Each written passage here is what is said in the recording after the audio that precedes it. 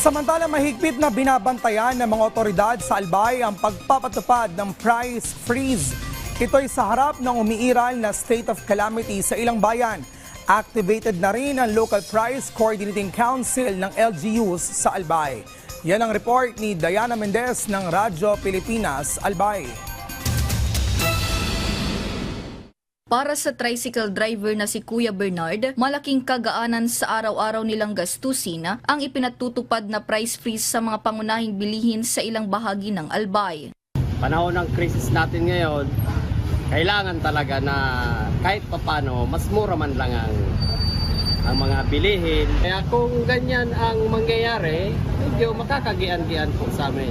Lalo na sa amin ang mga para-tricycle. Si Kuya Jules naman, positibo na malalampasan ang problemang dinaranas nila dahil sa mahal na presyo ng langis at pag-aalboroto ng bulkang Mayon. Ito'y sa tulong na rin ng mga programa at proyekto ng pamahalaan para sa kanilang mga magsasaka.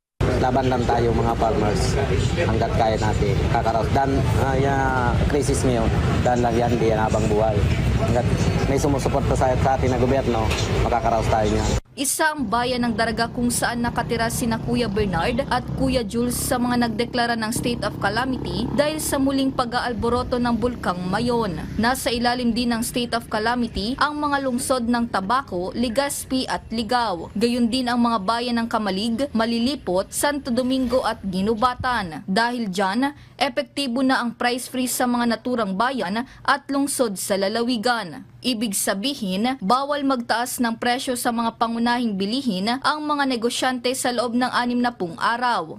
Ito po ay makakatulong dahil ang ibig sabihin po lang namin ito na yung calamity hindi po masasamantala yung yung price and supply situation natin sa isang lugar na nandun na nga yung state of calamity ay mayroon pang nagsasamantalang mga negosyante.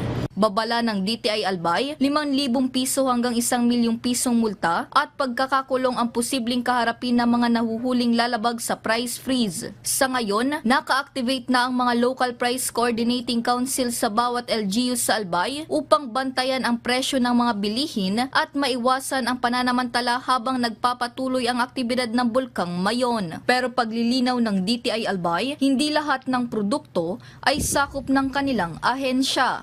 Mula rito sa Albay, para sa Integrated State Media, Diana Mendez ng Radyo Pilipinas, Radyo Publiko.